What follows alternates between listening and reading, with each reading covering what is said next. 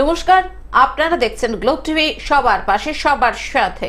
Globe news নিয়ে এখন আমি সুপর্ণা রয়েছি আপনাদের সঙ্গে। এক নজরে দেখে নেব আজকের বিশেষ বিশেষ খবর।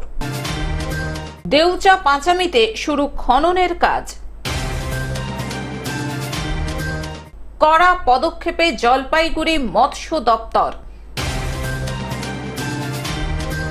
পথ দুর্ঘটনা আসানসোলে। রাধা গোবিন্দ মন্দিরের উদ্বোধন। মাধ্যমিক পরীক্ষার্থীদের সুষ্ঠুভাবে পরীক্ষার ব্যবস্থা। দেবাসীন চণ্ডী মাতার পূজার আয়োজন।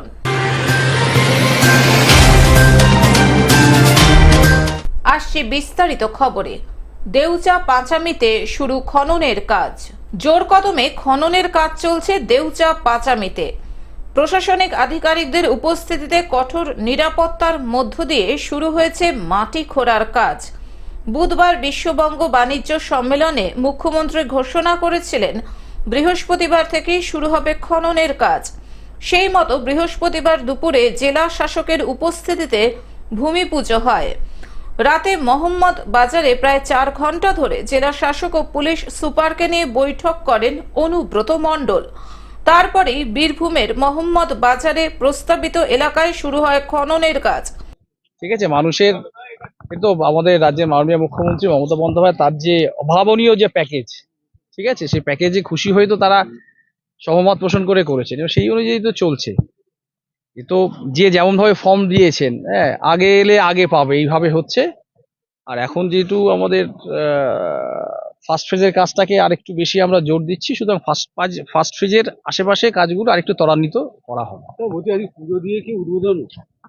শুধু পুজো দিয়ে কেন, পুজো হলো, আমাদের মেশিন মোবিলাইজ করেছি। পুজোর সমাপ্তির পরে এখানে আমাদের যে এক্সকাভেশন বা ইত্যাদি বা মেশিন মোবিলাইজ করে ওদের ক্যাম্প সাইট বা ইত্যাদি আনুষঙ্গিক বিষয় থাকে, সবগুলোই তো আমাদের এর মানে আরম্ভেরই পার্ট অ্যান্ড পার্সেল। শুক্রবার সিউড়িতে পিডিসিএল অফিসে জেলা শাসকের সঙ্গে বৈঠকে বসেন স্টেট রুরাল ডেভেলপমেন্ট এজেন্সির চেয়ারম্যান অনুব্রত মণ্ডল। অনুব্রত মণ্ডল জানান, পাঁচামি শিল্পনগরী হলে লক্ষ লক্ষ মানুষ চাকরি পাবেন। অন্যদিকে জমি সংক্রান্ত যেসব সমস্যা ছিল সেই নিয়ে একাধিক গ্রামে ক্যাম্প করেন সরকারি আধিকারিকেরা। কড়া পদক্ষেপে জলপাইগুড়ি মৎস্য দপ্তর। নদীতে বেআইনি পদ্ধতি অবলম্বন করে মাছ শিকার করলে জেল ও জরিমানা দুটোই করা হবে। বৃহস্পতিবার জলপাইগুড়ির তিস্তা নদী সংলগ্ন এলাকায় মাইকিং করে বাসিন্দাদের সতর্ক করল মৎস্য দপ্তর। এটা হচ্ছে যে ওই নদীতে, তিস্তা নদীতে, করলা নদীতে মাঝে মধ্যে শোনা যাচ্ছে যে বীজ দিয়ে দিচ্ছে, চটজাল দিয়ে মাছ ধরছে, বৈদ্যুতিক যন্ত্র দিয়ে মাছ ধরছে, ইনভার্টার বিদ্যুৎ যন্ত্র দিয়ে মাছ ধরছে। এইসবের জন্যই আমরা আমাদের জলপাইগুড়ি মৎস্য দপ্তর থেকে এটা অ্যানাউন্স করা হচ্ছে যেন এটা আগামীতে যেন এরকম না করে, নাহলে এদের দণ্ডনীয় একটা অপরাধযুক্ত জিনিস, এটা যদি করে তাহলে এটার শাস্তি হবে। গত মঙ্গলবার জলপাইগুড়ির তিস্তা নদীতে বিষক্রিয়ায় বরলি, বোয়াল আর সহ একাধিক প্রজাতির মাছের মৃত্যু হয়। এর আগেও তিস্তা, করলা সহ জলপাইগুড়ি জেলার একাধিক নদীতে বিষ প্রয়োগ এবং বিদ্যুৎবাহী তারের সাহায্যে মাছ শিকারের ঘটনা নজরে আসে। এই প্রবণতা বন্ধ করতে এবার কড়া পদক্ষেপ নিল জলপাইগুড়ি জেলা মৎস্য দপ্তর। নদীতে নজরদারি বাড়ানোর পাশাপাশি ধরা পড়লে জেল, জরিমানা দুটোই করা হবে বলে মাইকিং করে ঘোষণা করা হয়। 2-3 দিন আগে মনে হয় বীজ দেওয়া হয়েছে তিস্তা নদীতে। এই বিষের ফলে জলটা তো দূষিত হয়েছে, আর আমাদের যে ন্যাচারাল যে ক্লাইমেট, যে মাছগুলো আছে সেই মাছগুলো সমস্ত মাছ মরে গেছে। কিন্তু এই যে কাজটা যে করেছে, জানি না কে করেছে, যারাই করছে, এটা হচ্ছে খুব একটা বাজে নিন্দনীয় কাজ করেছে, যেটা কোনো ক্ষমা হয় না। কোনো ক্ষমা হয় না ওদেরকে, মানে এমন সাজা, আরও কঠোরতম সাজা দেওয়ার উচিত। আজকে আমাদের প্রায় বিলুপ্ত প্রায় বরুলি মাছ, নদী তো প্রায় কম জল। এখন এই যে মাইকিংটা হলো, এটা মাইকিংটা আরো আগে হলে খুব ভালো হতো, মানুষ আরো সচেতন হতো। জলপাইগুড়ি থেকে সায়ন সেনের রিপোর্ট, গ্লোব নিউজ। পথ দুর্ঘটনা আসানসোলে।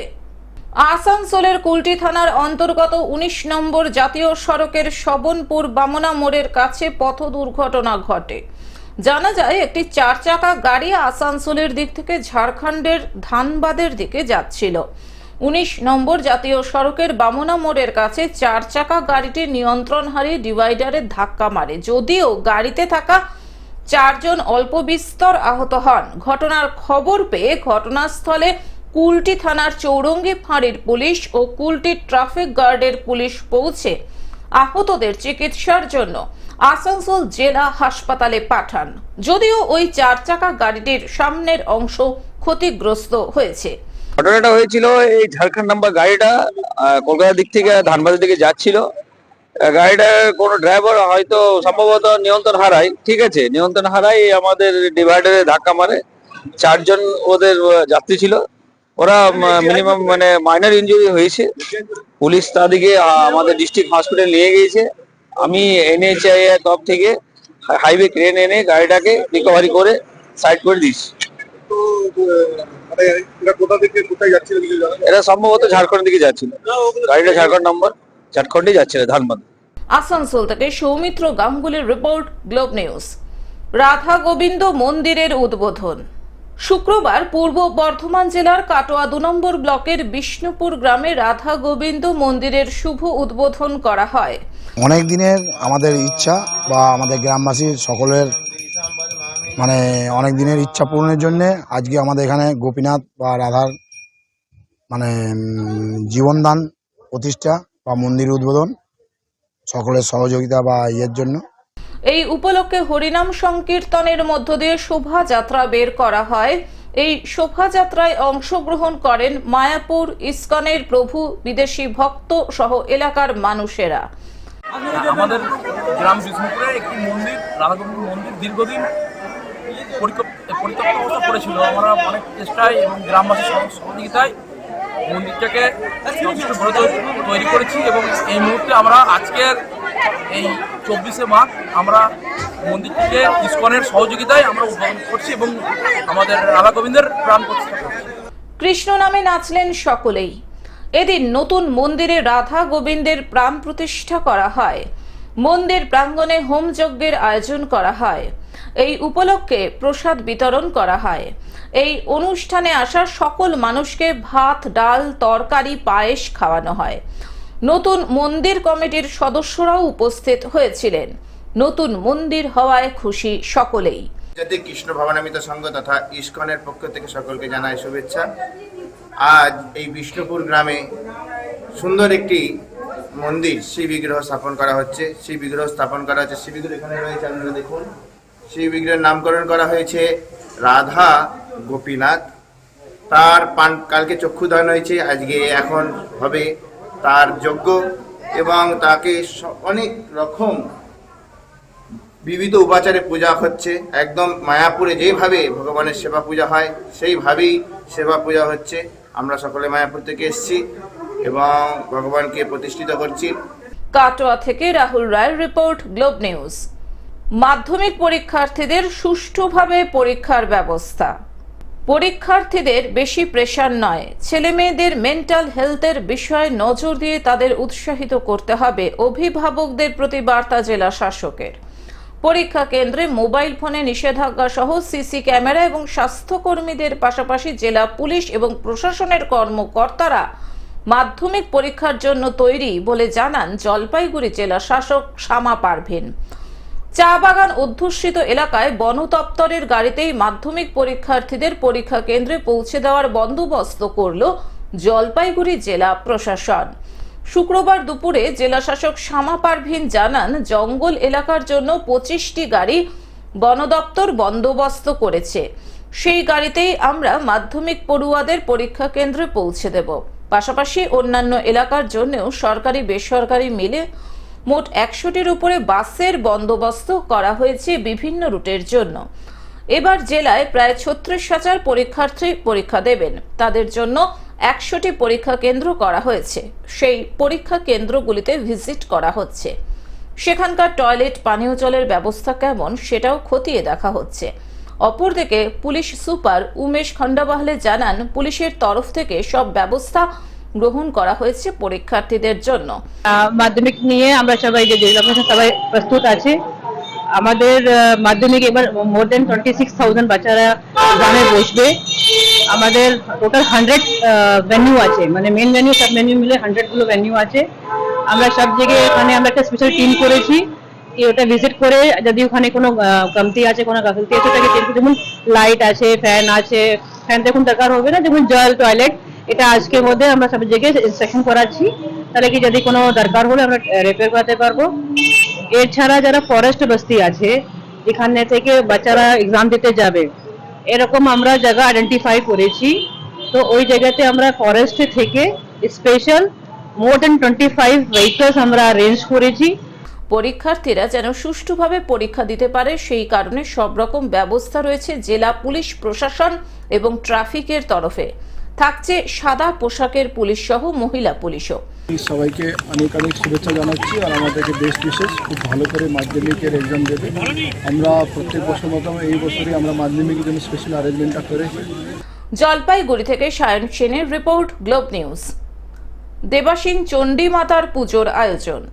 বৃহস্পতিবার পূর্ব বর্ধমান জেলার কাটোয়া 2 নম্বর ব্লকের সিঙ্গি অঞ্চলের আমুল গ্রামে মা দেবাসীন চণ্ডী মাতার পুজো অনুষ্ঠিত হলো। আপামর বাঙালি যখন শারদীয়ার উৎসবে মেতে থাকেন তখন আমুল গ্রামে দুর্গাপুজো হয় না। প্রতি বছর মাঘ মাসের শুক্ল পক্ষের নবমী তিথিতে দেবাসীন চণ্ডী মাতার পুজোর আয়োজন করা হয় আমুল গ্রামে। আশেপাশের গ্রাম থেকে বহু মানুষ আসেন দেবাসীন চণ্ডী মাতার পুজো দিতে আমুল গ্রামে। দেবাসীন চণ্ডী মাতার পুজো প্রায় 400 বছরের পুরনো। অন্তর্গত সিঙ্গি অঞ্চলের আমুল গ্রামের সিঙ্গি অঞ্চলের কি উপলক্ষে পুজোটা হয়? মহানন্দা নবমীর উপলক্ষে পুজো হয়। মহানন্দা নবমী সরস্বতী পুজোর 4 দিন পরে এই পুজোটা হয়। এই পুজোটা ঠাকুরের নাম কি? নাম দেবাসীন চণ্ডী। এই ঠাকুরটা কটা মূর্তি আছে এখানে? দুর্গা ঠাকুরের যা মূর্তি আছে, লক্ষ্মী, সরস্বতী, গণেশ, কার্তিক, সিংহ, অসুর সব।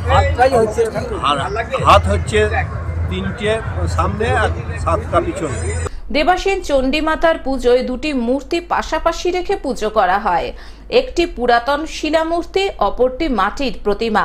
দেবাসীন চণ্ডী মাতার মাটির প্রতিমাটি বিচিত্র ধরনের।